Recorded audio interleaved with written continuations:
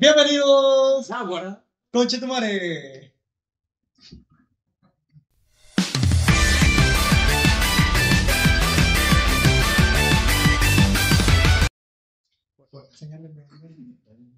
Primer episodio en Kik y en el nuevo setup que nos encontramos hoy. Esta vez ya no en la casa de este mongólico, esta vez en la casa. Claro, más programación. Tenemos ahora dos productores. Tenemos un productor y un productor de nuestro productor que está ahorita haciendo el trabajo de marketing que no se ve en la pantalla. Y mucho mejor ahora, tenemos a otro invitado después de 3 putas semanas. Nuestro episodio número 5, si no más me equivoco. Nuestro tercer episodio con invitado, y nuestro invitado de hoy es compañero de Daniel, amigo de nosotros, Diego Velázquez. Velázquez. Gracias chicos, gracias por invitarme. Es un honor estar aquí. Es un honor, dicen. Es un honor. Se ríe. Al podcast más económico que van a encontrar en los últimos. Lo que quiero decir es que yo no fui obligado a esto. Sí, lo Vita está sentado así. Bueno, ¿qué tal, Diego? ¿Cómo estás? Preséntate un poco. Bueno, muchas gracias chicos, nuevamente. Bueno, en primer lugar vine a Spotify porque me dijeron que tiene secciones pues, políticamente incorrectas, ¿no? Que no hace falta para hablar de temas serios. Sí, Con su correcta dosis y reverencia. Bueno, claro, yo soy... y porque te lloré también. Literal, fue así, literal, weón. No hay de otra manera, no tenemos invitado por qué, 3 semanas y ahora sí tenemos. Y nada, en ese sentido, soy vicepresidente de elección e investigación estudiantil de Ciencias Políticas del René Moreno, también soy director interino de la organización Innova RM, y nada, tengo una amplia trayectoria en Students for Liberty Bolivia. Y en ese sentido, ¿no? No da lugar para poder charlar todas esas cuestiones que pican un poco. Entonces, chicos, ahora díganme cómo vamos, cómo procedemos. Mira, te vas quitando la ropa y Moisés saca su celular. No me dio chiste, no dio chiste todavía, no dio nada de chiste. Está en transmisión porque no se ve nada acá. Esta transmisión, pues. Ya, lo que procedemos es, primero que nada me sorprendió, ¿tú eres presidente de qué? Vicepresidente de elección de investigación estudiantil de Ciencias Políticas. Vicepresidente. Vicepresidente, hermano, ¿qué edad tiene, güey? Hermano, estaba en un cuarto, lo eligieron con 2, 3 ¿Qué personas. edad tiene, güey? Mentira. O sea, mira, yo estoy en mi 5º año de Derecho y estoy en básicamente mi primer y segundo año de Ciencias Políticas. Ciencia política, administración pública, ¿no? Exactamente. Es la misma carrera que este weón. Sí. De hecho, ahí tuve el desencanto de conocer ese Desencanto. No, ¿cómo nos conocimos? Nos conocimos en un concurso de debate y te saqué tu mierda, weón, con el otro Fernando Francisco. ¿Cómo se va? Sigue llorando porque perdió. Bueno, eran 2 contra 1 y yo me lo estaba pasando. Perdí porque eran 2 contra 1 y yo No, perdí. ya, no digas. Fuera No joda, digas, yo no digas perdí. por qué. Porque dijeron, porque ellos estaban debatiendo los dos y yo estaba debatiendo. No, mentira. Daniel es una persona que es un debate Sí. increíble, o sea, Ahí le va. es decir, o sea, tomamos en cuenta que también yo y mis compañeros mayores teníamos 22 y él tenía 18, o sea, Claro. me acuerdo que citó, supo hacer énfasis. Un capo, ¿no? Por eso es que nos hicimos amigos así casi instantáneamente cuando nos topamos en las ciencias políticas. ¿De qué Ah, sí. era el debate? ¿El debate? ¿De qué era el debate? ¿Te acordás? Creo que los LGBTs y cómo podemos defender. Era sobre las reformas populares y no sé Sí, qué las mierda. reformas populares y no sé qué, si es que alcanzan la ciudadanía y no sé qué más. Estábamos defendiendo. Tú estabas en contra y yo a favor, no sé. Algo así eran las posiciones, pero un súper debate. Ahora estoy viendo un poco igualmente, pues el tema que íbamos a hablar, del tema de la política. Cuéntanos. Entonces, ¿Qué es la política? Cuéntanos. ¿saben qué? Usualmente pues yo me he puesto a pensar que cuando hablamos de política nos pensamos que es solamente un tema partidario, un tema no, lo que vemos en las elecciones, en la tele. Pero en realidad pues la política es todo ese conjunto de relaciones de poder. Palabras más sencillas. ¿Quién manda a quién? Claro. Manda aquí, todas las relaciones. En ese sentido, para no entrar en fallos muy técnicos, dar una definición muy general. El poder, pues, en un resumen, podemos decir que es una relación desigual entre dos entes en el cual uno puede quebrantar la voluntad del otro, ¿no? Claro. Y en ese sentido, yo agarro y aquí una pregunta. Tenemos a los libertarios, a los feministas, A los perros. a los perros, a los defensores de perros, a ese tipo de gente, ¿no? Y ahora yo hago la pregunta, tomando en cuenta pues que se puede estar arbitrario, tan de yo hago lo que me da la gana. Yo hago lo que me da la gana. O sea, Bad Bunny. Bad Bunny, ¿no? Bad Bunny es mucho catolicismo. decir eso. Como la cerradera de la ventana. Cerradera de la Cerradera de la ventana, ¿verdad? Pero tirado ahorita. Grande Bad Bunny, un filósofo. El verdadero filósofo de la lírica latinoamericana. Premio Nobel. Lo que quería era que mis compañeros se dieran cuenta de que se cerrara la ventana. Chino de mierda, se le va a cerrar la puta ventana. ¿En qué íbamos, disculpa? Adelante. Y bueno, yendo en ese tema de la política, yo pregunto, aquí ahora la pregunta, ¿no? Si no me en cuenta tenemos libertarios, feministas, ultraderecha y demás, yo les pregunto, si tomas en cuenta pues que puedes tanto yo, lo que me da la gana y todo eso, entonces realmente podemos hablar de una política pues ideal, me refiero, donde solamente hacemos nuestras ideas. Yo quiero un mundo hiperlibertario, hipercomunista, hiperfeminista. No sé, chicos, ¿qué opinan ustedes? Verga, bon, es una pregunta muy dejada a la abierta y muy buena también. Claro, si la política se expande a la ideología que cada uno le quiera meter, es un tema abierto. ¿Cuál es la política correcta o cuál es el verdadero rumbo en el que se debe llevar la política, ¿no? Claramente, como definición, yo lo vería como máxima voluntad de la política, sea cual sea la rama ideológica que le tomes, el deseo de protección del Estado al ciudadano.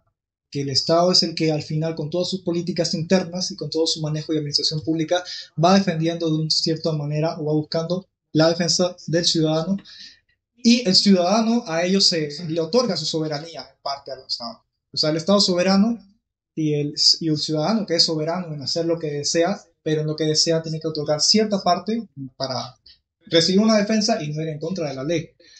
Entonces, yo creo que la política sería esa, como su base fundamental, sea cual ideología vaya, su relación con el ciudadano. No sé cómo lo veas. O estoy hablando huevadas. Sí, no. Mentira. Está súper. Pero igualmente la pregunta va por este tema. Si se dan cuenta, ¿no? Todos tenemos pues nuestro mundo ideal. Es decir, yo tengo mi mundo ideal, liberal, yo tengo mi mundo ideal. Y mi pregunta, ¿realmente podemos formar ese mundo ideal a través de la política? Si nos damos cuenta que en la política hay mentiras, en la política hay violencia, realmente podemos pues construir ese mundo ideal, ese mundo de ideas donde todo es perfecto, donde todo funciona, donde todos se abrazan así como en Los Simpsons en ese episodio, ¿no ve? ¿Se acuerdan cuando el abogado no ve y le dice a Lisa, ¿no? ¿Y te imaginas un mundo sin abogados? Y desaparecen. Desaparecen. ¿Se imaginan un mundo sin político? Desaparece todo. Todo es político. Todos somos personas políticas de nacimiento. Sociales y políticas. Yo creo que sería imposible un mundo, o sea, la misma palabra lo dice, ¿no? Ideal. Ahí lo ves.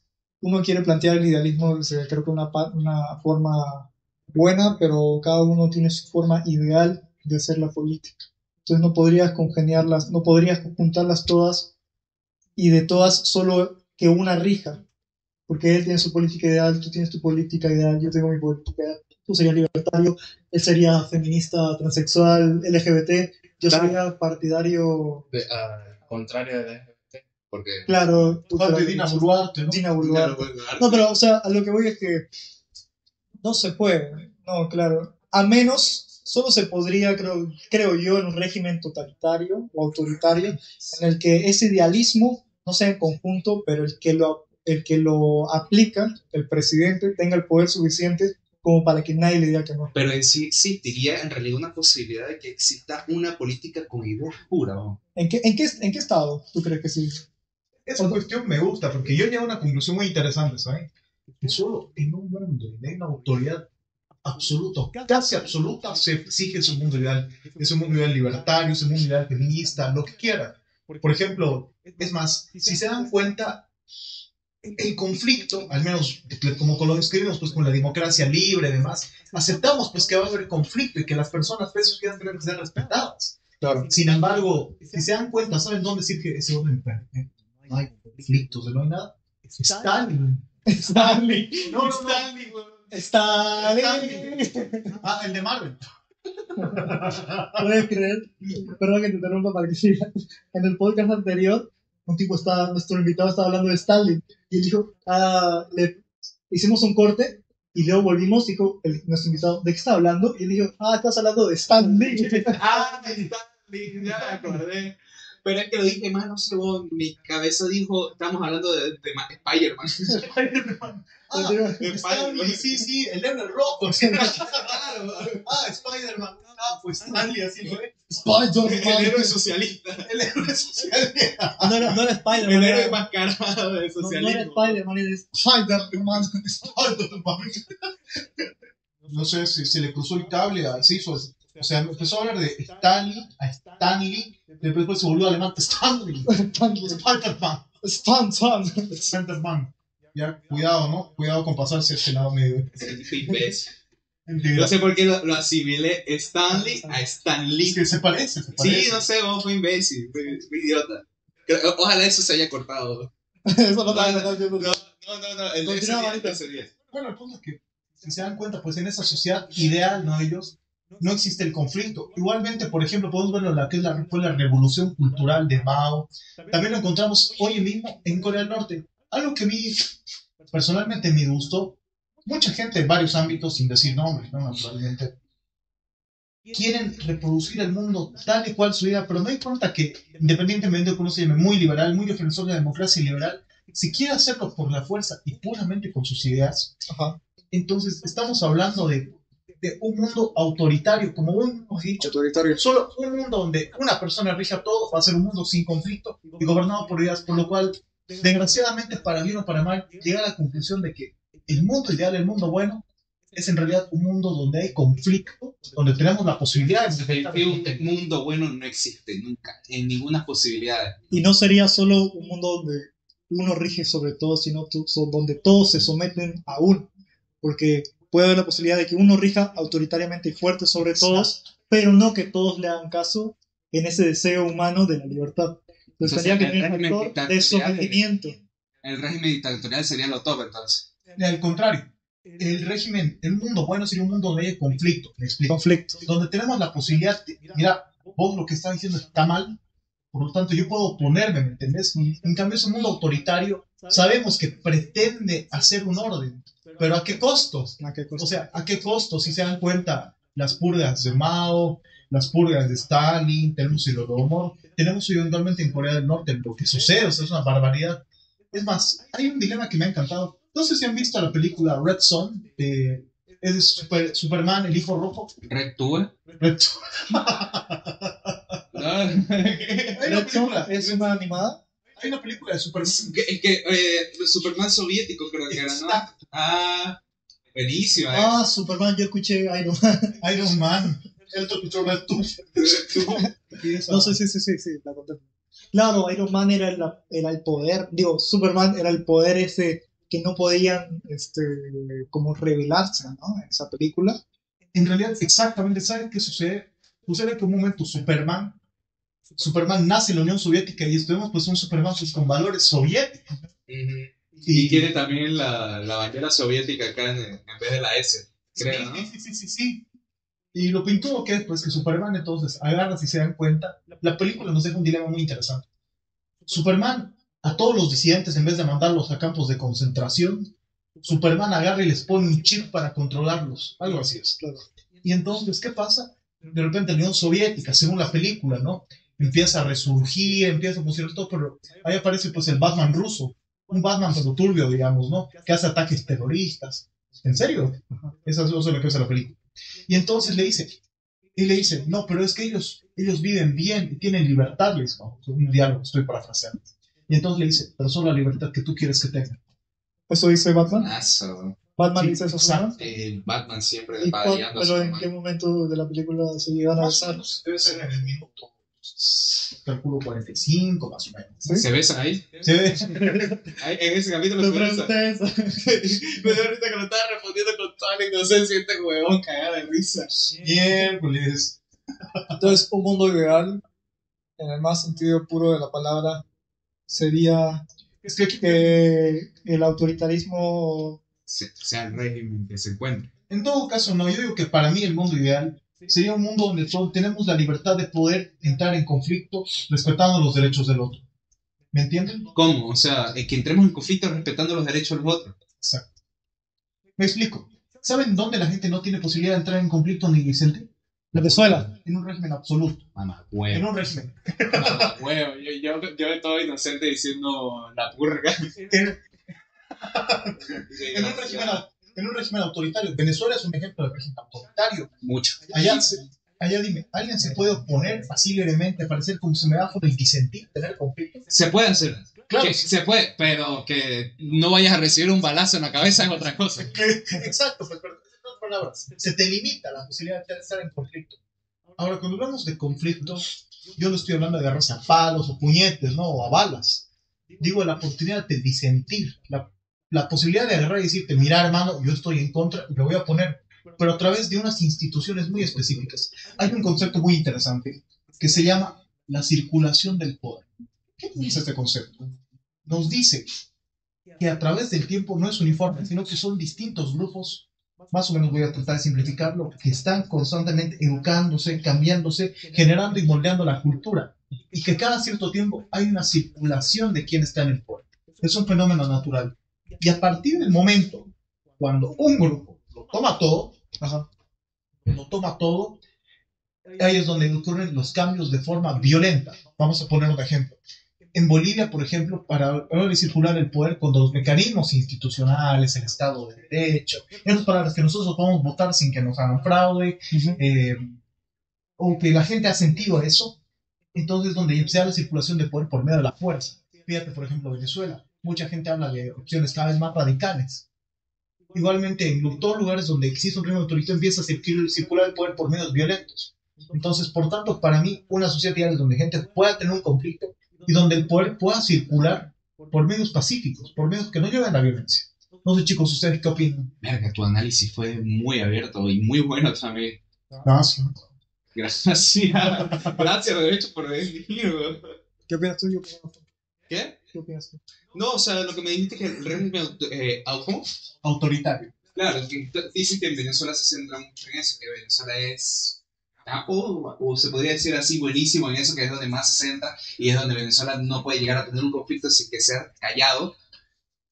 Yo considero en sí que Venezuela, ya centrando más del lado de Venezuela, no es un régimen autoritario al total, es un régimen dictatorial a la supremacía, allá al sometimiento total, donde ya no puedes ni siquiera tener tu propia opinión sobre nada porque eres silenciado.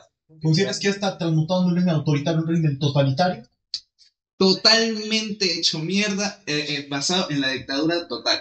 Algo que me pongo, yo también te comento que yo pensaba que Venezuela era un régimen totalitario, pero me di cuenta que todavía, digo, ojo, de nombre nomás, hay, entre comillas, digo, entre muchas comillas, es una ciudadanía relativamente organizada. Por ejemplo, el primer ejemplo de un estado totalitario es la China de Mao.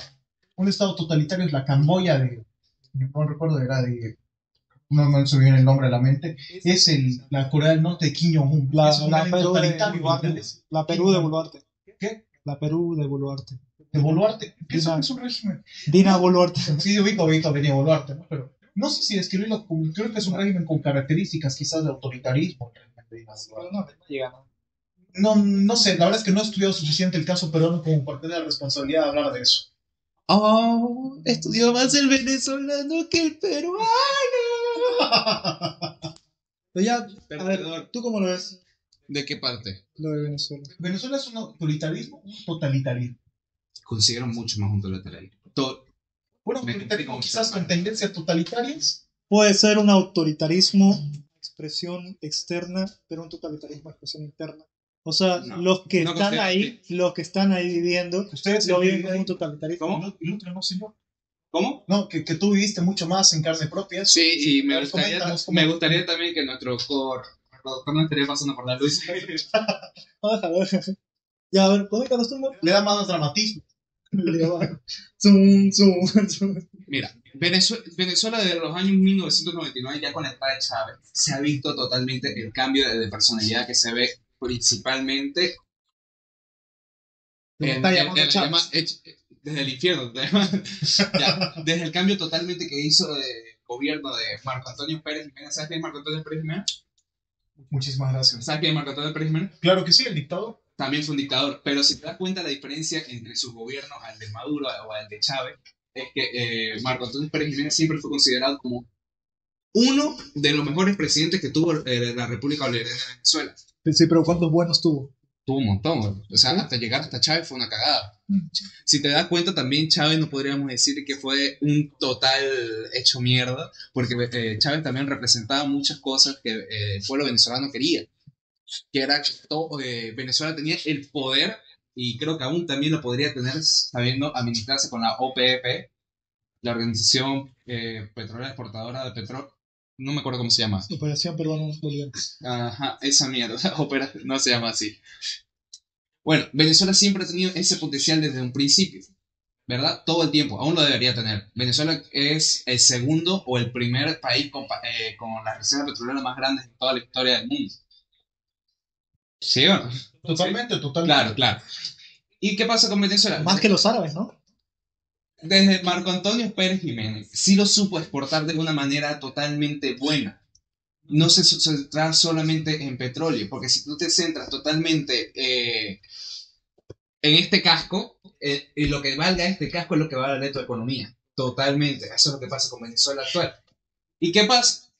¿Por qué considero que esto es Totalitarismo. Porque ese petróleo es que es reserva natural de Venezuela, y toda reserva natural del país es representante para todo ciudadano.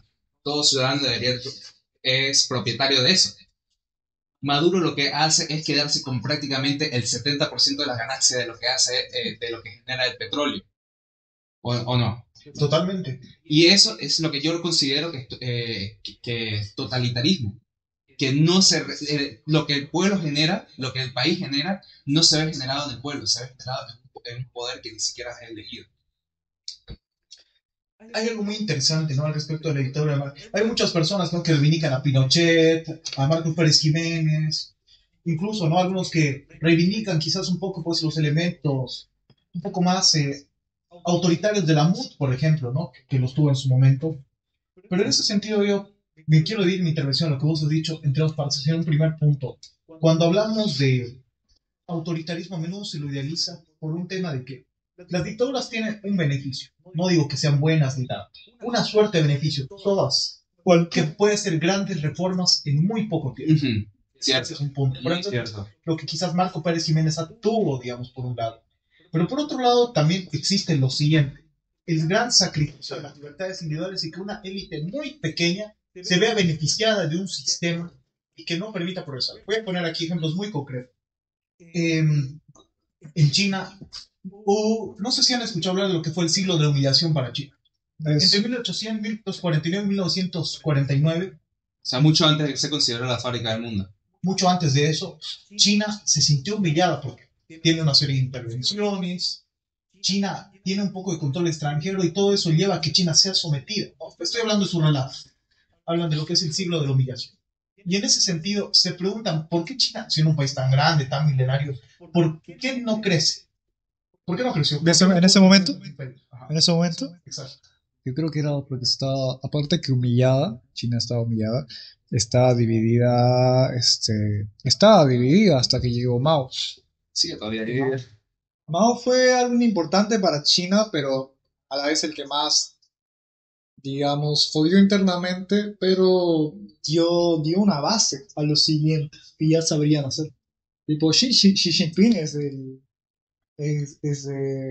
Partido Comunista, del cual rigió Mao. Claramente no es un puto Mao matando a cada persona, no lo sabemos, por ahí lo es. Pero es interesante China porque la gente cree que China emergió de las sombras con ayuda del capitalismo. Pero la defensa china que yo he escuchado es que realmente, o sea, China es una de las 4 civilizaciones antiguas que prevalece hasta el día de hoy. Ha pasado por todas las etapas del mundo. ¿Cuándo surgieron las etapas del mundo? El primitivismo. Bueno, digamos China, la China de ahora, los territorios de ese momento, el feudalismo. No, se dice que se le tacha a China de capitalista, pero ellos dicen que no son capitalistas y que no pasaron por el capitalismo, sino que Cuando el mundo emergía en el capitalismo, lo que hacía China era mandar a los chinos a diferentes países como mano de obra barata. Y Digamos, eso que todavía se sigue haciendo. sí, pero es que tenían una estrategia. Digamos, emergía Nike en Estados Unidos, ya tenía buenos años, ya tenía buenas ventas, y en Estados Unidos le pagaba al estadounidense trabajador en Nike $2,000. Bien, entonces China, ¿qué hacía? China le mandaba a un chino, bueno, en cantidad, y le decía a Nike, no le vas a tener que pagar su sueldo a este chino, se lo pago yo, pero tú lo tienes que comprar al chino por $200. Es decir, Nike compraba un chino a China por 200 lucas, pero era la China quien le pagaba el sueldo al chino. Entonces era como que Nike hacía un solo pago y ya tenía mano de obra. Entonces la verdadera intención de esto en China... Ay, concha de su madre. ¿Qué? La verdadera intención de China en todo esto... Hola, señora. La verdadera intención de China en todo esto... La verdadera intención de China en todo esto se ve reflejada en su manufactura, en su mano de obra. Al mandar China y al invertir en su capital humano en diferentes países, le daba la influencia, digamos, a Nike, de que como Nike en Estados Unidos le pagaba 2.000 lucas al estadounidense, 1000 lucas. ahora viene el chino y le paga 200, un pago único, y es la misma China que le paga los sueldos. Entonces, lo que hacía esto era la confianza de esta empresa privada, trayéndola de forma poco a poco, en vez de la empresa privada estar en Estados Unidos, la llevaban a China. Entonces ya tenían la empresa en China con el mismo rol de los pagos únicos y encima tenías a varios chinos aprendiendo el modelo de Nike, digamos, de la buena calidad. Es por eso que se va haciendo mucha mercancía barata de China, mala calidad, barata. Pero va haciendo tanta y de tantas formas con tantas marcas de otros países en China, que va elaborando su propia tecnología y su propio conocimiento. Sí, porque ahorita China ni siquiera, o sea, hay muchas empresas chinas que ni siquiera son consideradas baratas o malas. No, De claro. hecho, China ha avanzado mucho en eso. Todo lo que hacen de buena calidad es chino. China es muy inteligente, de hecho, en ese lado, porque China es el mayor exportador de todo el mundo, exporta para todos lados, así sea de lo más mínimo, lo más que cueste $1 algo, pero ese dólar, si lo multiplicas por millones de cosas que estás exportando, se hace un montón de plata, weón. Los Y impuestos también. claro, claro, y con eso China gana un culo de plata. Por eso es que China, todo lo que encuentras dicen Made in China es una mierda. Pero también hay carros chinos, hay motos chinas que también se pueden ser buenas. La cosa es que es muy difícil encontrar algo chino que sea bueno, pero igualmente lo hay. Y ahí se encuentra el avance que tiene China en eso. ¿Qué opinas? Está súper interesante. Y también pues es parte de la complejidad de poder agarrar el tejido chino. Pero hay una razón mucho más profunda, les comento, para la hora de hablar de lo que es China, ¿por qué no puede enfrentar primero las potencias occidentales en su momento, ¿no? Claro. ¿Y saben cuál es? Resulta que tenían una élite muy privilegiada, muy pequeña, que era la familia real china y demás. ¿Qué hace? Ellos detuvieron lo que fue el proceso de occidentalización de China. Entonces aquí llego por el punto del tema, lo que ustedes comentan, el tema de la dictadura. Las dictaduras, por ser poca gente que tiene que mantenerse contenta, van a pensar en el corto plazo. Usualmente, ¿no? Van a pensar en el corto plazo. Algunos sostienen, ¿no?, que al contrario, las dictaduras piensan en el largo plazo. Diría que más bien piensan en el corto plazo, en contentar su línea de jerarquía corta de entre ellos. Y en ese sentido es lo que sucede con las dictaduras, se encuentra en esa situación. El poder agarrar, tomar el poder y contentar, y ahí vamos al tema de recursos naturales que hablábamos de Venezuela hace rato. El tema es que Marco Pérez Jiménez, ¿cuál era su principal interés además del cuerpo? Si vamos a temas de relatos, desarrollar Venezuela. Mantener y poner contentos a sus hombres para mantenerse el gobierno. Sí, es que Marco Antonio Pérez Jiménez era muy militar, ¿no? Era muy... Era un militar. Era militar, por eso iba a decir, ¿qué huevón? Muy militar, era militar. Y bueno, o sea, Chávez también fue militar. Pero, Un militar, muy militar, ¿no? claro, pero Marco Antonio Pérez Jiménez era mucho más. Pero más militar. Era más militar. Era el doble. Era 3 veces militar que Chávez. No, pero si te das cuenta... si te das cuenta, entre Chávez y Marcos Pérez Jiménez, ¿quién se ve más? ¿A quién se ve mucho más respetado? la figura probablemente de Marco Pérez Jiménez, ¿no? O sea, no digo que lo apruebe, yo digo que en términos a priori, ¿no? ¿Sabes por qué Chávez tampoco fue considerado tan respetado? Porque hasta el rey de España le dijo cállate. ¿Sabes? Que una vez Chávez fue a España y hizo una conferencia con el presidente de España y el rey de España, y el rey de España le dijo, ¿por qué no te callas? Porque el apodo de Chávez era muy boca suelta, era muy hijo de puta, hablaba de todo y le tiraba de todo a todo el mundo. Mientras que Marco Antonio Pérez Jiménez, aunque no era tampoco un santo, era mucho más diplomático que Chávez. Por eso es que considero yo que respetaban mucho más a Marco Antonio Pérez Jiménez que a la figura de Chávez. Puede ser en partes, ¿no? En ese tema del tema de respeto a los dictadores. También en buena medida el respeto a los dictadores viene por qué tanta legitimidad tiene en la comunidad internacional. Por ejemplo, tenemos a Rafael Leónidas Trujillo de República Dominicana que tenía, independientemente de sus acciones, un respeto internacional grande, en buena medida porque sabía relacionarse con demás países, ¿no? Y en ese sentido, cuando hablamos de Marcos Pérez Jiménez, yo pienso que quizás parte sabe supone relacionarse con los demás países. Pienso que puede jugar eso. Ahora, pero en ese sentido, pues yo digo que el tema de las dictaduras no son un gobierno, no son un mundo ideal, porque se cae en lo que llamamos, aquí en Bolivia decimos, la maldición de los recursos naturales, que es el extractivismo. Precisamente lo que decía, vivir solo del petróleo y solo del petróleo, Claro. no diversificar. Claro. Porque la dictadura solo le importa contentar a su gente, no le interesa industrializar, nada. Eso es lo que yo, no sé qué opinan ustedes. Es que Venezuela también tiene muchas cosas por industrializar. Completamente. Tiene todo, hasta Bolivia. ¿No? Bolivia tiene, es el sector secundario, ¿no? El sector económico secundario, que es el sector industrial. Bolivia tiene mucho para explotarlo, y es lo que critican tanto, además, que no lo hace. Bolivia, gracias a eso, a que no se industrializa, ahí también está el sector cuaternario, que es el sector de la educación, que tampoco Bolivia se ve tan representada en eso. Y es todo, o sea, como un solo sector afecta todo, bueno, porque afecta absolutamente todo, porque Bolivia también se centra en el pasado con la agrícola. Completamente cierto en ese sentido. Bolivia tiene un pasado bastante agrícola. Es más, tuvimos una Pasado reforma de actualidad también. actualidad en buena medida. El oriente boliviano es una potencia agrícola a nivel nacional y en buena medida exporta todo eso. Ahora, en este sentido de tomar en cuenta, pues, de que yo pienso, ¿no? Que en algún punto no se puede, para concluir este punto, todo lo que hemos venido hablando, no se trata tanto de agarrar y tener todo el poder para uno. Pienso que la sociedad ideal para concluir esto es una sociedad donde la gente puede tener conflictos. La sociedad americana es una sociedad conflictiva, pero un conflicto entre marcos donde se respetan los derechos humanos, los derechos de los individuos.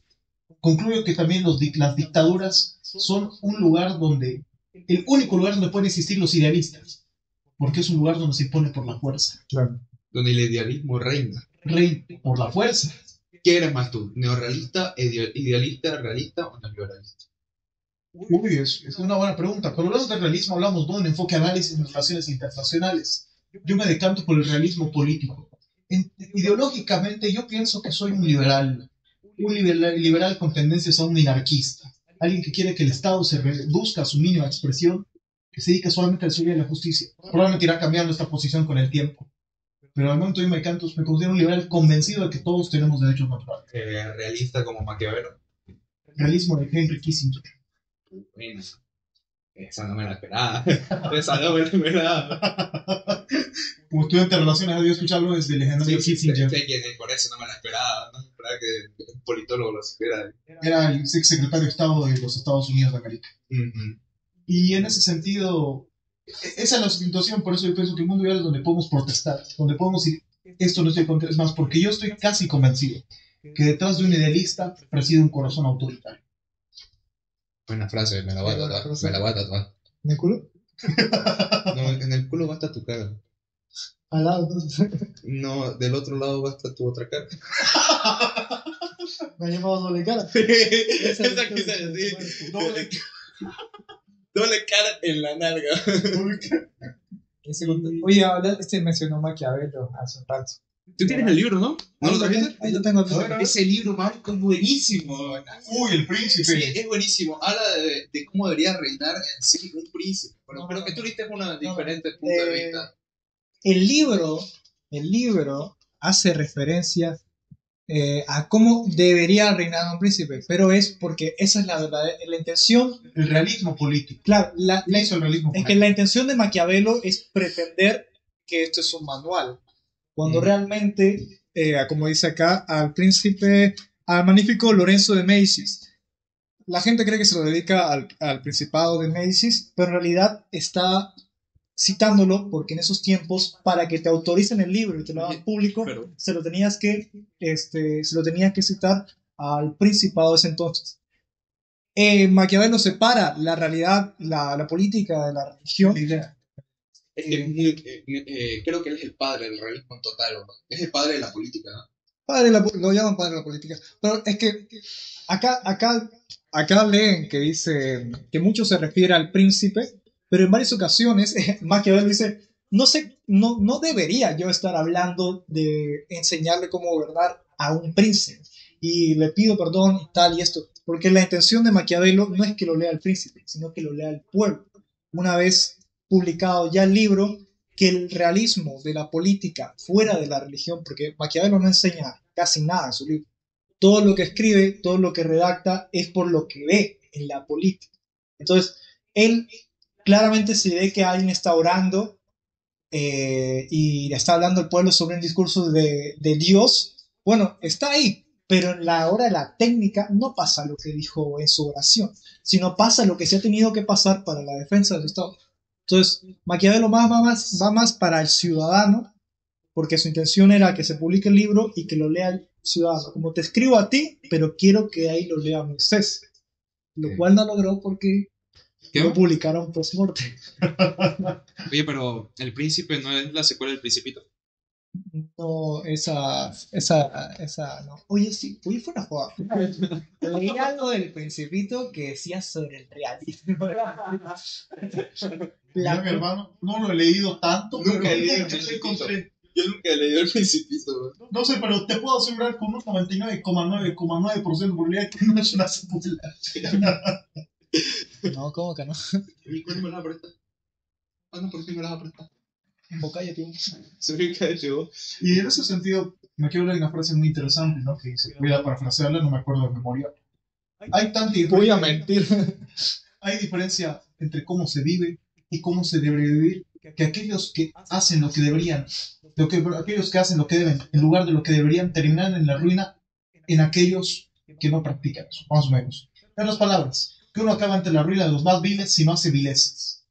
Más o menos en eso. Pero lo pone como ejemplo, no lo pone como guía. No dice. Nunca digo que eso es bueno. No Más dijo o que es menos. bueno, no dijo que hay que ser cruel, no dijo que hay que ser malo. Hay que ser maquiavélico. Pero dijo que en toda posición que se requiera hacerlo, pero que se requiera realmente, hay que hacerlo. Y dejar la moral pública y la moral privada separada. La esencia, la apariencia y el ser como separados. Que el ser del líder no importe realmente y sea la apariencia que muestra dentro del público. Y en esa apariencia, si el ser es bueno, pero en su apariencia es necesario hacer algo cruel, sin que lo sepa el pueblo, pero para defensa del Estado, en tal caso se tendría que dar extender esa mano a tal decisión. Por eso el ser humano es egoísta en sí mismo. Esa es la principal ideología del realismo. El ser humano nace siendo una persona egoísta. Y que también la política tiene intereses concretos y muy específicos. Algo que también yo con Descartes, bueno, añado, ¿no? El tema de Maquiavelo, tengo entendido que al momento de darles tolerancia a un hecho trata de conseguir influencia, ¿no? Porque es excluido del poder en este sentido. Y también Maquiavelo, Ya había sido. yo no siento que Maquiavelo realmente él quería la maldad, sino por otro lado entendía que el mundo así funcionaba. El mundo era así. El mundo así, y sigue siendo así. No ha cambiado absolutamente nada. Se sigue aplicando lo mismo. Es más, hay una anécdota muy curiosa del Maquiavelo. No sé si se acuerdan, pero el año 2023, si mal no recuerdo, 23, Yevgeny Prigozhin, ¿se acuerdan, no? Del mercenario de Putin. ¿No se acuerdan que el año 2023 aproximadamente Yevgeny Prigozhin se rebela contra Putin? Y fue camino hacia Moscú con tropas. Creo que lo escuché. Búsquenlo, están las noticias. Y el punto es que Prigozhin era un mercenario. Y el punto es que Prigozhin termina traicionando. Y es curioso, Maquiavelo 500 años ya había dicho que no había que confiar en los mercenarios. Un pequeño ejemplo. Claro. Esto es un pequeño ejemplo de lo grande que es en términos de la política, que no ha cambiado nada. Y ahora yo hablo un poquito más, ampliando el tema, ¿no? Quitando el tema un poco Maquiavelo y el realismo político, que bueno, que voy a para explicar un poco más político. El realismo político es entender que aquí hay una pelota, pero no me importa los ideales, si es cristiano, si es moro, si es lo que sea, sino que yo quiero la pelota y voy a hacer lo que sea. Un interés concreto, no, eso es la política. Más o menos, en términos generales, eso se pregona el realismo político. Ahora, continuando con el tema, ¿qué opinan ustedes del contexto internacional convulso con la guerra de aranceles de Donald Trump, con el retiro reciente, relativo hace 3-4 años de las tropas americanas en el Oriente? ¿A dónde creen que nos dirigimos? Yo digo que lo de los aranceles, lo de Trump, es un reflejo de lo que escribía Maquiavelo, del estado de naturaleza de las relaciones internacionales. Ese estado de naturaleza donde se rompe la norma, se rompe la ley, porque Estados Unidos está rompiendo sus normas, sus leyes financieras, sus leyes económicas con otros países, incluso leyes internas, está rompiendo leyes internas el gobierno de Donald Trump para acometer sus actos. Entonces está yendo a ese estado de naturaleza donde intenta prevalecer aún en contra de la norma que estableció anteriormente. Creo que rompe normas, rompe... Primero que nada, Donald Trump siempre ha querido mostrar que el sistema internacional sigue basándose en unilateralismo. No, unilateralismo. Me cuesta mucho las palabras, si te das cuenta. Todo el tiempo me cuesta las palabras. Y siempre él va a querer representar eso en cualquier modo, así con la guerra de los aranceles, la guerra de Rusia, la guerra de Palestina, en todo momento. Si había un proceso antes que era la globalización, se empieza a hablar del proceso de la regionalización. Es decir, que por ejemplo ya no va a ser actualmente como es un mundo globalizado, sino un mundo por regiones de influencia, ¿no? Va a estar la órbita, si se quiere, una cosa, más o menos vi un mapa, ¿no? Que más o menos sería que sería la América Latina, una órbita, Sudamérica, Estados Unidos y México sería otra órbita, Europa sería otra órbita. En ese sentido, es una cuestión bastante interesante. Yo les pregunto, ¿creen que el mundo que viene va a ser regionalizado, globalizado, Idiotizado? Todo el tiempo. Un lugar donde todos estemos tan indiferentes a lo que pasa. Mario Vargas, antes de morir, escribe una novela, no recuerdo el nombre, pero me llamó mucho atención la premisa. Además, la quiero leer. Recién investigó de Mario Vargas Llosa post-mortem. ¿Cuál podcast? Grande Marito, grande. Un grande de la literatura. Y un grande de la familia. Guillo, para los que conocen la historia de Marito. Marico. A ver, ¿saben la historia de Mario Vargas Llosa, no? No, pero no cambiemos el tema. En la pregunta que nos hiciste... Se metió con su primer. Sí, por pregunta, por favor, dale. A ver, responde tú. Mentira. Yo quiero... Chismes literarios aparte. Continúa. A ver, responde tú. Esa pregunta y yo respondo lo que yo pienso. ¿Me la puedo volver a hacer, papi, por favor? Sí. ¿Qué opinas de Mario Vargas Llosa? No, Mentira. Es que se metió con su... No me acuerdo la pregunta, brother. exactamente. Déficit de atención. La pregunta era, ¿a dónde consideras, no? Que recuerdo que la última pregunta... es bastante. ¿A dónde va el mundo? El punto es que Mario Vargas Llosa en esa última novela, es la última novela, si no recuerdo que escribe, muestra pues no tengo ahorita el título a la mano, pero básicamente escribe un Madrid en el cual los teatros se han cerrado, donde la gente vive idiotizada y no le importa, ¿no? Yo encuentro quizás en eso un elemento del mundo. ¿Ahorita un mundo feliz de Aldous Huxley? No. Un mundo feliz muestra un lugar donde todos están tan sometidos al placer, que es una droga llamada el sola, que prácticamente se olvidan del arte, de la literatura y la empatía. Y más o menos quizás, ¿no? Estamos llegando a lo que Mario Vargas Llosa llamaba la civilización del espectáculo. Más o menos queda a entender un poco en esa última obra. Esa fue la premisa, me llamó la atención. En ese sentido, ¿ustedes creen que vamos a un mundo idiotizado, un mundo quizás desconectado de la política y las cuestiones importantes? Vamos a un mundo mucho más ignorante, en donde todo lo que vaya a pasar es beneficio hacia nosotros y no beneficio a los demás. En centrarse más en el realismo que en el idealismo. Para mí, el idealismo va a quedar 100% por fuera de un lado. O sea, vamos a caer en un mundo caótico gracias a tantos conflictos que hemos estado pasando y nunca lo hemos llegado a tener una mejor respuesta y siempre es buscando lo mejor para mí, lo mejor para él, lo mejor para mí todo el tiempo, que la ideología siempre va a quedar de un lado histórico, pues como leyenda, como que en realidad existía el idealismo, no existía. Interesante. Yo lo veo como, yo dirigiéndolo más a un ejemplo en de Europa, y que me he puesto a investigar uno de toda Europa, sus problemas que tiene Europa con la migración. Ahorita Europa está enfrentando un problema social religioso con la entrada del Islam, no solo del Islam en persona, sino el Islam en el poder. O sea que personas musulmanas aplican la política religiosa y están buscando puestos de poder en países de Europa. Y la gente, los europeos se quejan de eso, de que hay mucha migración de árabes, de musulmanes. España está llena de marroquíes. O sea, ellos se están quejando de lo mismo que hicieron acá. Exacto. Lo mismo que todas A- hacen acá, pues no que se quejan. A eso iba. Europa ahorita está quejándose de todo lo que ha ocasionado. Porque ¿hasta dónde ha llegado Europa a colonizar? O sea, se ha metido en Medio Oriente, se ha metido en Asia, se ha metido en África. Entonces, todos sus efectos anteriores los está actualizando Europa. Porque cuando venía a colonizar al africano, le hacía pasar de mal.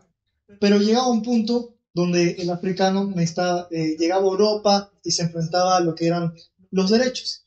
Entonces, como que Europa ya venía, normalizaba al africano, le daba derechos y tal, y tal, y tal. Pero tan mala influencia había tenido en Europa, hacía que la inmigración llegase de gran manera.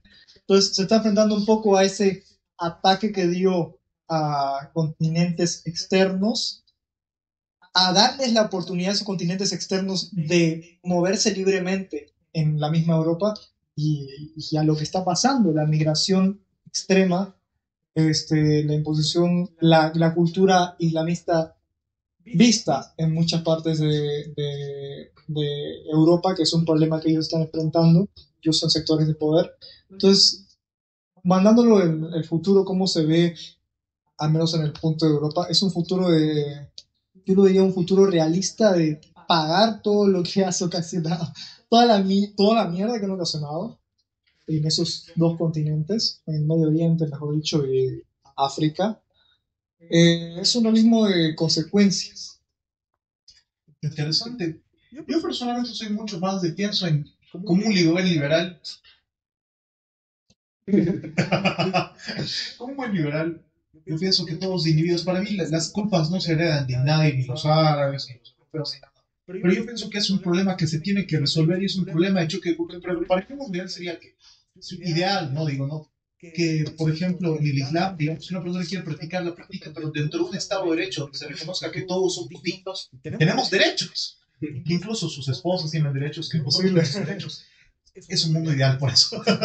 Donde, por ejemplo, se respete eso. Pienso que va a ser un marco. Los derechos humanos no se respetaron de golpe. Evolucionaron, eran progresivos. Claro. Y primero, Y todavía siguen. y es más, y originalmente todavía no eran para todos. Originalmente, si se dan cuenta, era solo. Si lo vemos de una perspectiva del naturalismo, si la libertad de la propia libertad, en algunos contextos, como en Estados Unidos, era solo para los blancos. Y no todos los blancos, ni siquiera blancos de a los anglosajones, germanos. Los otros tenían una suerte de quizás, dirían que eran ciudadanía de segunda, ¿no? Es una historia americana. Del mismo modo, aquí en Bolivia, por ejemplo, los indígenas no siempre tuvieron los plenos derechos. Es más, algo que es curioso es que gran parte de la, Ahora les sobra. gran parte de la gama de derechos que tenían los indígenas antes de los bolivianos los tenían en 1812, con lo último, en la Junta de Cádiz, se hace la abolición de la mitad, por ejemplo. Pero entonces lo que quiero decir es que es progresivo, que va cambiando. Yo pienso que estamos en una etapa de la historia todavía temprana de los derechos humanos. La Declaración Universal de los Derechos Humanos, ¿cuánto tiempo? 1948, si mal no recuerdo. ¿Es el mismo año que se creó el Estado de Israel? Si mal no recuerdo. Sí. ¿Ubicas el logo, el símbolo de la OMS? Sí. ¿Ubicas que es un bastón y dos serpientes? Fui yo. Eso es el bastón de Moisés en la Biblia. Yo. Y la OMS se crea ¿cuándo? El mismo año que se crea el Estado de Israel, en 1948. Sería interesante verificar, no espera. Fuera joda, muy bien, búscalo. Quiero buscar. Era mi bastón. Yo no separé las aguas, pero separé esas piernas. ¿Sabes qué quiso bien con los dos ojos, weón? 10 de diciembre de 1948, sí, exactamente. Declaración Universal de los Derechos Humanos. No le está dando calor a estas dos Es lámparas. la misma descripción que Dios le da a Moisés para que haga el báculo cuando veía a los hebreos adorando a Dios. Le dice, bueno, adoren esta tierra. Se saben, me recuerdo un poco.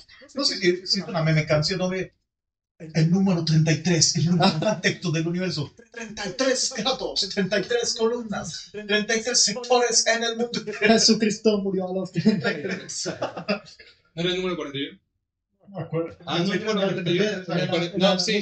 El 41 lo decía por Cartoon Network. 40 y... Eso era otra cosa, un restaurante. Señor. Habla, pues. Pero que sí es de otra semana en cartón. Ay, no, cállate la boca. Aventado mantelas de Ramos. Puede votar en las elecciones de Bolivia, pero no en los tatú. Yo nunca voté en Botatú. Yo sí, yo voté por las princesas. No, hay que hacer una acción constitucional. Deberían Yo voté por la. Yo no me empadroné, perdón, para votar en Botatú. votar. No me pude empadronar. Falté ese día. Yo creo que en la elección de Bolotón que yo estuve, ganó la princesa Flama o Marcelín. ¿Y tú votaste por mí? Una de las dos. No me acuerdo. Ni modo, Creo que ganó Mar- A ver, una pregunta que separa amistades. ¿Chicas emo o chicas del cabello pintado? Hombres. Iba a decir eso yo. No, ¿Quién les da más desarrollo de personaje? Yo no puedo decir nada, voté con mi mujer allá. Pero en general. Yo no puedo decir nada, yo me quedo callado en eso. Yo creo que las de pelo pintado. Más que las de emo. O Las pelos rojos. Ya no es emo, gótica. no. Ah, no, ya no es emo, son early. Y Y girl. Sí, la evolución de las emo.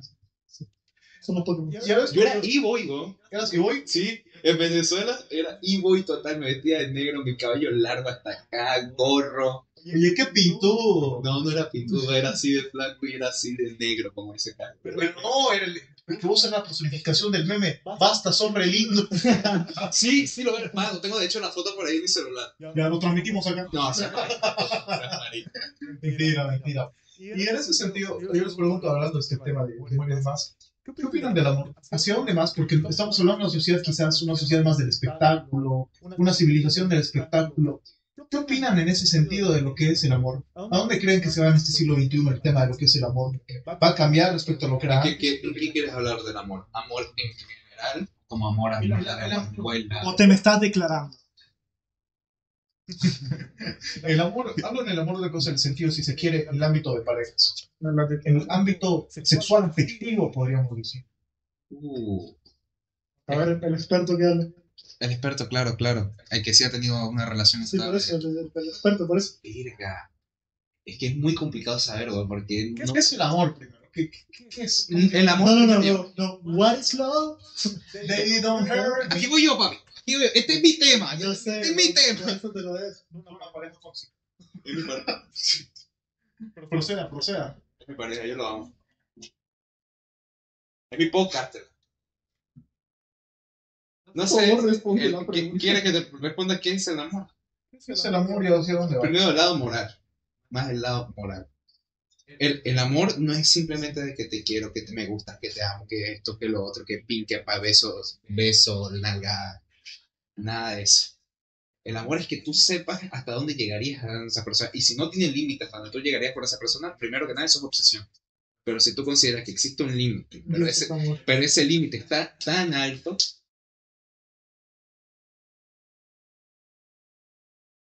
¿Se acabó? Hablan Sí. español. no me jodas. ¿Qué? Se descargó. ¿Y por qué hueputa no me... Ya, y después de ese offline, porque nuestro productor se olvidó que el celular se descarga. En los celulares usan batería. Sí, seguíamos con lo que tú habías dicho, que era la pregunta que habías dicho antes de que nosotros vayamos. La pregunta, chicos, era al respecto del amor. ¿Qué rol? O sea, el amor filial, afectivo, sexual. Buena medida, porque en buena medida ese ámbito, ¿no? Se oscila, entramos en un tema de pareja. ¿Qué opinan? ¿Hacia dónde va? También, ¿qué es el amor en ese ámbito? ¿Cómo lo podrían definir en ese ámbito? Y también, ¿cómo creen? ¿A dónde va en este siglo XXI? Oye, creo que tú puedes responder eso. Te grabaste tú tienes un amasterado ahí, ¿no? Yo no tengo nada. Creo que deberías responderlo tú porque tú tienes más. Sí, él nunca ha tenido una sola novia que pase el mes. No, sí, una... Ya, No llegó al... Ya pasó el mes y un día. Le faltó un día para que sean 2 meses. No, un mes y 30. Empieza tú y yo lo del fondo. ¿Qué es el amor? ¿No? Es que es muy difícil saber qué es el amor en sí actualmente. El pensamiento de que el amor no es simplemente el te quiero, te gusta, te amo, abrazo y eso, no, sino que es hasta dónde tú llegarías por esa persona. Si tú te estableces un límite con esa persona que no sobresale a ese límite, porque si sobresale se considera una obsesión. Si se mantiene a un límite bastante alto, que tú dirías, mira, yo me voy del país, pero igual confío que mi vida va a seguir pasando y ella va a sufrir y yo le termino. Eso es amor. No solamente, no solamente tener el pensamiento centrado en ti mismo, sino en más el de la otra persona. Interesante, ¿no? Bueno, yo de amor, mierda. Eso es amor. Considero que no lo veo el amor en relación no a lo porque soy un pendejo para eso, pero el amor, bueno, yo lo veo de la manera cristiana más que nada, el amor del, no fuera joder, lo veo, Todo le metes al cristiano. para mí Todavía en el mundo occidental se ve muy influido por el cristianismo. el amor es como la frase que dice la Biblia, no hay mayor amor que este que Dios que da la vida por sus amigos. Entonces, en ese amor yo veo la preocupación por el prójimo. Y ese prójimo puede llegar a tanto tu novia, puede llegar tanto a ser a tu hermano, tu amigo o el desconocido, o tu padre, o cualquier parte de tu familia. Entonces considero que el amor va más allá de conocer a alguien, o sea, va más allá de realmente saber quién es la persona, sino traspasa los límites incluso del pensamiento crítico, ¿no? Uno cuando está enamorado o no quiere que le pase algo malo a alguien, pone en riesgo a veces su propia vida, ya sea física, sentimental, por dar algo por la otra persona. Como dijo Moisés, dejarla ir, porque sabe que podría dañar, si se mantiene la relación, podría dañarla a ella a largo plazo o a uno mismo. Es esa reflexión que trasciende la mentalidad humana del interesarse por sí mismo. Interesante, entonces podemos resumir que en resumidas cuentas el amor es dar tanto por la otra persona como por ti mismo. Yo diría más que por la otra persona. Exacto. Bueno, quizás a veces uno puede estar dispuesto a estar No mal. sé si podría decir más por la otra persona, porque también existe el amor propio. Exactamente, pero hablamos en términos general, ¿no? Pusimos una síntesis. Sí, yo diría que Una síntesis del caso, ¿no? Porque naturalmente varía, pero los medios cuando ustedes definirían amor en cuanto a elementos en común, lo que van diciendo, dar tanto por la otra persona, tanto por ti mismo como tanto por ti mismo como por la otra persona. yo considero más bien que puede ser que te consideres a ti mismo en la misma línea que esa persona. Exacto, por eso dar tanto La misma dar por ti mismo lo mismo que la otra persona. Y más nosotros, o sea, ya con más personal que somos egocéntricos, yo que lo consideramos justamente a la misma altura de nosotros. Interesante. Eres una mierda, yo soy una buena persona. Pero Yo es la más narcisista del mundo. Honestamente pienso que, ahora, estoy hablando de ingeniando amor, no estoy diciendo que eso sea práctico, ni bueno, yo pienso que es más bien de un equilibrio, donde uno tenga que tener esa consideración con sí mismo y con el otro, porque, según yo, si no eres capaz de sostenerte tú, ¿cómo eres capaz de crear un vínculo beneficioso para la otra persona? Como si no eres capaz de sostenerte tú. Si no eres capaz de poder tener un grado de determinar qué tanto es algo bueno para ti, defender tus intereses personales. ¿No sería amor el preocuparse más por el bien ajeno que por el propio? Pero si No sería- acomodar por tanto por otra persona como por ti mismo, entonces podemos decir que dar mucho por ti mismo es amor, pero yo pienso que hay un equilibrio bastante sano. Al respecto de eso, ya hay una cuestión que, bueno, definir qué es el amor. En resumidas cuentas, como hay muchos tipos de amor. Pero Entonces, ¿estás de acuerdo conmigo? yo pienso que es más complejo estar de acuerdo, pienso que es algo que tiene múltiples matices. Y respecto al tema del amor, Sigmund Bauman escribe más o menos el año 2002, 2003 un libro que se llama Amor Líquido. Líquido. Amor Líquido. En esa obra, Amor Líquido habla, ¿no?, de las relaciones de pareja, cómo va evolucionando en esta sociedad moderna, postindustrial. Más allá de las críticas que puedan haber por su falta de evidencia empírica, porque en buena medida quizás eso es visible, hay algo que dice que es cierto, que debido a que el Internet, ¿no? Incluso una génesis antes de Tinder, antes de esas aplicaciones, menciona pues que el amor es una cuestión que se empieza a debilitar porque los vínculos se hacen cada vez más frágiles porque hay una sobreoferta de relaciones. Y también tenemos esa ansiedad para poder agarrar y decir, seguirnos relacionando, pero a la vez no queremos estabilidad, queremos una y otra vez, entonces se vuelve mucho más líquido. Sigmund Bauman habla mucho del tema también, lo que es la modernidad líquida, pero especialmente en esa obra, él menciona eso, y menciona que no hay una manera de amar. Yo he encontrado un poco ese patrón de que cada vez las relaciones sólidas son mucho más complicado sostenerlas. No tengo datos a la mano, sin embargo, esa obra me abrió mucho los ojos. ¿Tienes placa? ¿Y no ves? Eso no se dice. Entonces, que lo Oh, diga, bueno, que lo diga el que tiene. Claro, o sea, O sea, tú. que si tengo novia, dice. No, que lo digas tú. ¿Qué opinas de lo que dijo? Tiene una relación que tú tienes. ¿Cuánto? ¿Un año? ¿Verdad? ¿Cuánto tiempo? 11 meses, creo. Ojalá no esté viendo esto, porque ¿Tú no. crees que se te ha dificultado de alguna manera con tus ejemplos perdurar en la relación? Sí, es que es muy difícil, porque son dos maneras de pensar muy distintas, muy. El individual, a lo mejor, si los individuos tienen la voluntad, pero al menos, según ese estudio, pues después de un estudio general, en hacer reflexiones de Bauman, se vuelve cada vez más. ¿Ustedes qué opinan, chicos? ¿Totalmente más fácil estabilizarse que antes? ¿O se vuelve más complicado, más fugaz? ¿Sabes que Satala ahorita mismo, no sé qué Satala te está diciendo? No sé. Me dijo eso, mira. ¿Ya? O sea, o más tarde. O bueno, termine. Ayer escribió en los comentarios cuando se desnuda. Es que está hablando del amor y se excita. No, pero tú hablas, ¿ves? Pero es que tú no tienes esa opinión, ¿verdad? No puedes. Por eso te estoy diciendo tú hablas, pues. ¿Qué concreto en realidad quisieras hacer tu pregunta? Bueno, punto de privilegio personal. ¿Puedes reformular tu pregunta? Mesa, no, Mesa, me cansé. Mesa, me cansé, me voy. Punto de privilegio, ahí sí, bueno, volviendo al punto, ¿quieres que reformule la pregunta? Sí. Punto de privilegio personal, solicito que la delegación de Diego reformule su pregunta. No. Hablo ya, soy. Reformula. Claro. Me explico. La pregunta que yo hago, y abierto, ¿no? En general, es el tema de que ¿qué ustedes opinan que las relaciones actualmente se han vuelto más líquidas? Y por otro lado, tomando en cuenta que ya 2003 ya pasó casi más de 20 años, actualmente se hace más fácil tener una relación sólida, que dure y perdure, o es más complicado. ¿Qué opinan? ¿Qué tendencia observan? Al margen de sus casos individuales, en Mierda. términos generales. Mierda, es muy difícil saber eso. Porque, o sea, yo con la chica que estoy actualmente es como que la relación más seria con la que he estado. O sea, yo sé, he tenido relaciones antes, pero...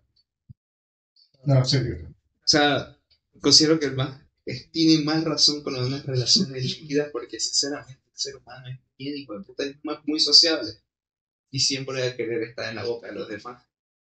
Eso suena muy feo, suena muy mal, pero, o sea, a eso es a lo que me refiero. Interesante. Habla del amor y de estar en la boca de los demás. Y estar en el pensamiento de todos los demás, por eso. Muy interesante. Al respecto de eso también yo haría lo siguiente.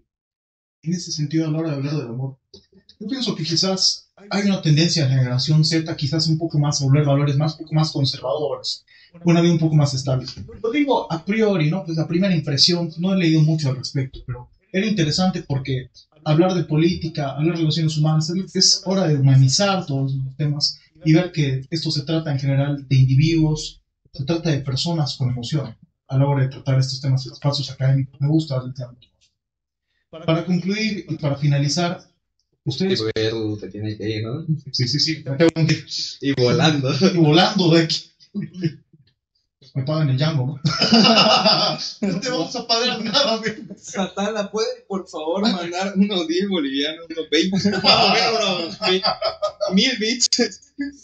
¿Quieres más espectadores? ¿Quieres más espectadores, suscripciones y verificación real y orgánico sin bots? Envía un mensaje. Ah, es una mierda publicitaria. Continúa con lo que decías. Mentira. Y bueno, volviendo al punto, para concluir, ¿ustedes consideran que la generación Z tiende a las relaciones sólidas o líquidas? Bueno, ya que hablo este cojudo, yo digo que las líquidas. Porque se ha estigmatizado mucho no el amor, sino el ser amado. Es decir, hay un peso ya sobre el joven, que crece sobre el joven al adulto, que es, tú tienes que tener una relación a esta edad, o sí tienes que tener una relación. Y si no tienes una relación estable, pues tienes que tener lo contrario. No inestable, sino estar de un lado a otro y de un lado a otro. O sea, se ha idealizado y se ha romantizado o el ser mujeriego o el sí o sí conseguir una relación que estable. Y a los que no tienen una relación estable se los tacha como que de algo. ¿Como gay? ¿Como tú? No, simplemente por el mero hecho de la burla de no tener una relación, que tu grupo tal vez de amigos tenga una relación y se le estigma al otro que no tiene, sin conocer si tuvo un efecto que causó que no tenga la relación o simplemente que no está interesado en eso. Entonces siento que se ha romantizado tanto los dos lados, el lado mujeriego, y este con otro y esto, y el lado tienes que estar en una relación necesariamente. Y yo digo que sería líquido, ¿no? O estás en uno o estás en otro, pero ambos tienes que ser la máxima expresión de ambos. Pues déjame ver. O eres full mujeriego, bueno, no full mujeriego, pero estás ahí, o tienes una relación seria que te dura, o si no te están diciendo. Interesante. Es más fácil, te escucho. Y ya, bueno, con esto terminamos el día de hoy ya. Muchas gracias, chicos, por invitarnos. Muchas gracias por venir, güey. No, ha sido un placer, de verdad, porque estos espacios me gusta, ¿no? Que se trate de la academia o se trate de hablar de esos temas, ¿no? De una manera que se alcance el público y que también, pues, con el toque de irreverencia que ustedes tienen. Gracias, chicos, y bueno, por mi parte yo concluyo. Muchas gracias, queridísimo Abondo Cortés. Muchas gracias, queridísimo. Uy, concha de madre. Perdón. Esto, muchas gracias por vernos. Gracias. No, me toca. 4 personas que ahorita están. Y Satala. Satal. Un gusto, te damos gracias por ser nuestro primer comentario. Esto ha sido Más bueno. un chetumare. Adentro, otro. Outro.